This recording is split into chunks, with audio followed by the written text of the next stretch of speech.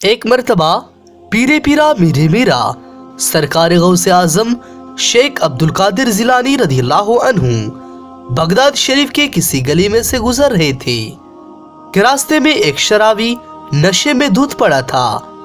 اس کے کپڑے میلے تھے اور حالت بہت ہی خستہ تھی۔ اس نے حضرت شیخ عبد القادر جیلانی رضی اللہ عنہ کو صدا دی کہ عبد القادر جیلانی رضی اللہ عنہ، اللہ قادر ہے کہ نہیں؟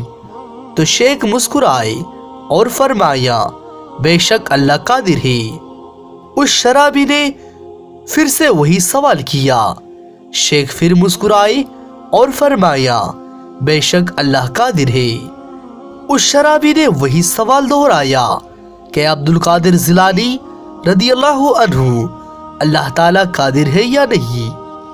تو یہ سنتے ہی شیخ روتے ہوئے سجدے میں گر پڑے اور کہنے لگا بے شک اللہ قادر ہے، اللہ قادر ہے، اللہ ہی قادر ہے۔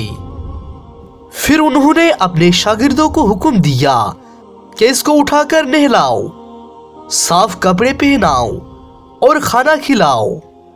ان کے شاگرد بہت حیران ہوئے اور شرابی کے اس سوال کی حقیقت پوچھنے لگے۔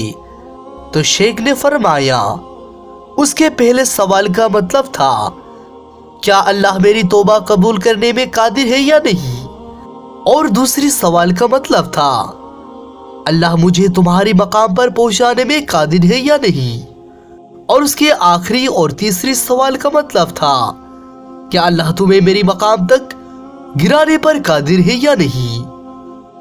تو پھر مجھے اللہ تعالیٰ کا خوف طاری ہو گیا اور میں کہنے لگا اللہ کی قسم اللہ قادر ہے، اللہ قادر ہے، اللہ تعالیٰ ہر چیز پر قادر ہے۔ ان اللہ علی کل شیء قدیر، اللہ تعالیٰ ہر چیز پر قادر ہے۔ اور میں اللہ تعالیٰ کی ہیبت کی تاب نہ لیتے ہوئے سجدے میں گر پڑا اور فریاد کی کہ یا اللہ مجھے آفت سے محفوظ رکھ اور مجھے معاف کر دے اور میری عیبوں پر پردہ ڈالے رکھ۔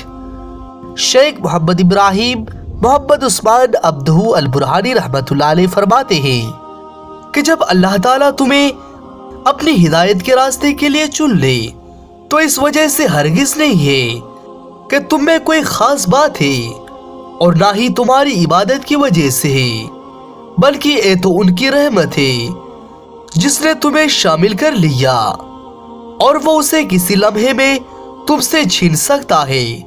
لہٰذا کوئی بھی اپنے آپ کو عمل یا عبادت کی وجہ سے دھوکے میں نہ رکھے کہ وہ بھولے بھٹکے کو نفرت کی نظروں سے دیکھنے لگے، چونکہ اگر تم پر اللہ تعالیٰ کی رحمت نہ ہوئی ہوتی تو آج اس کی جگہ پر تم ہوتے۔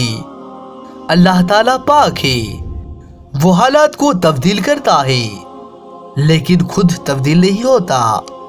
آخر میں اللہ تعالیٰ سے دعا ہے یا پروردگار عالم تو اپنے محبوبین کی صدقے ہمارے گناہوں کو معاف کر دے اور ہمیں شیطان کی وسوسے سے بچا۔ آمین ثم آمین۔